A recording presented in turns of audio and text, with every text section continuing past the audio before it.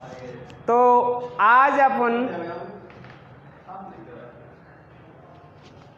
Chapter अपना चल रहा था व्यंजन। यहाँ तक दिखाई दे रहा है?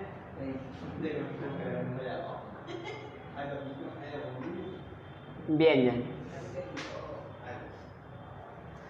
तो व्यंजन अपने कल शुरू कर दिया था। व्यंजन अपन पढ़ रहे थे, मैंने बताया था व्यंजन किसे कहते हैं। व्यंजन उसको कहते हैं कि जब अपने मुंह से कोई उच्चारण निकलता है और उच्चारण निकलते समय जो वर्णों का उच्चारण होता है वहाँ अवरोध पैदा हो जाता है, कोई रुकावट पैदा हो जाती है, उन्हें व्यंजन कहते हैं। जहाँ क्या है, रुकावट पैदा हो रही है या कोई अवरोध आ रहा है उसे व्यंजन कहते हैं। और स्वर मैंने बताया था, स्वर क्या है, स्वतंत्र है। स्वरों को बोलते समय कोई रुकावट उत्पन्न नहीं होती, लेकिन व्यंजनों को बोलते समय अपनी रुकावट उत्पन्न होती है। तो मैंने बताया था कल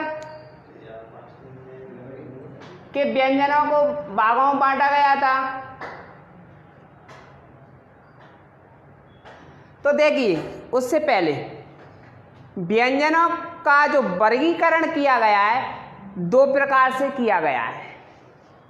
एक तो किया गया है प्रयत्न के आधार पर, प्रयत्न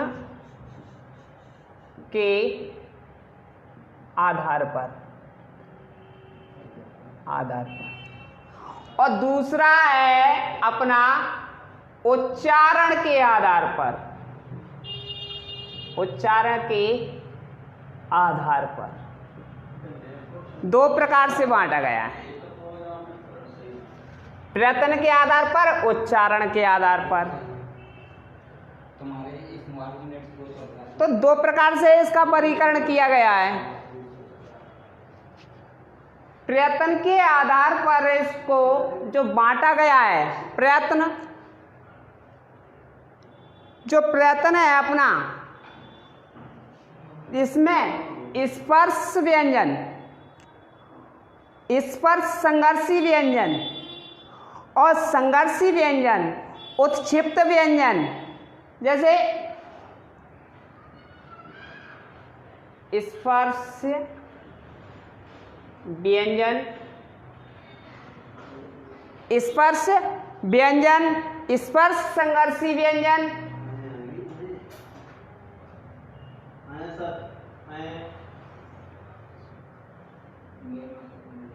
स्पर्श संघर्षी व्यंजन। कौन कौन आ गया है? कोई नहीं दिख रहा? स्पर्श संघर्षी व्यंजन और तीसरा है अपना संघर्षी व्यंजन।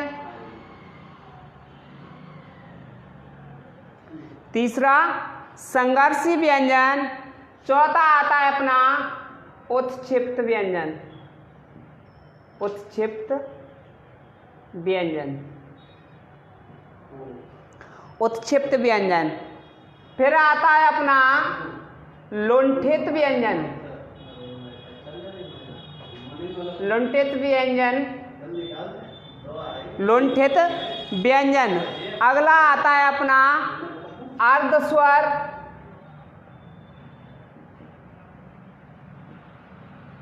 अर्धस्वर।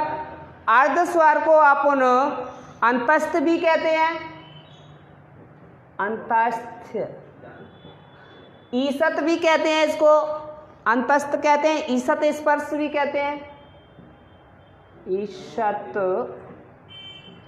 स्पर्श, ईसत स्पर्श। अगला आता है अपना पार्श्विक। अगला क्या है? पार्श्विक है अपना। उसके बाद आते हैं अपना अल्प प्राण,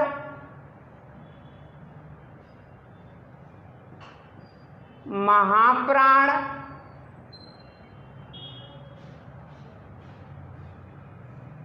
अघोष,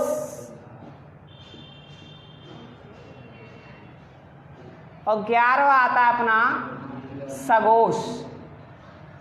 सघोष को ही घोष भी कह सकते हैं अपन, सघोष को घोष कह सकते हैं। तो देखिए स्पर्श व्यंजन, सबसे पहले अपना स्पर्श व्यंजन। व्यंजनों का वर्गीकरण दो प्रकार से किया गया है, प्रयत्न के आधार पर, उच्चारण के आधार पर। उच्चारण के आधार पर और प्रयत्न के आधार पर, उच्चारण के आधार पर। तो पहला स्पर्श व्यंजन, दूसरा स्पर्श संघर्षी व्यंजन, संघर्षी व्यंजन, उत्क्षिप्त व्यंजन, लुंठित व्यंजन, अर्धस्वर, अंतस्थ, ईषत् व्यंजन, पार्श्विक, अल्पप्राण, महाप्राण, अघोष, सघोष या घोष। और उच्चारण के आधार पर जो बांटा गया है वो बांटा गया है कोमल, पहला आता है कोमल तालव्य, कोमल तालव्य या कंठ्य, कंठ्य भी कहते हैं इसको, या कंठ्य। दूसरा होता है काकल्य, काकल्य, काकल्य होता है या अलेजीव होता है, अलेजीवीय,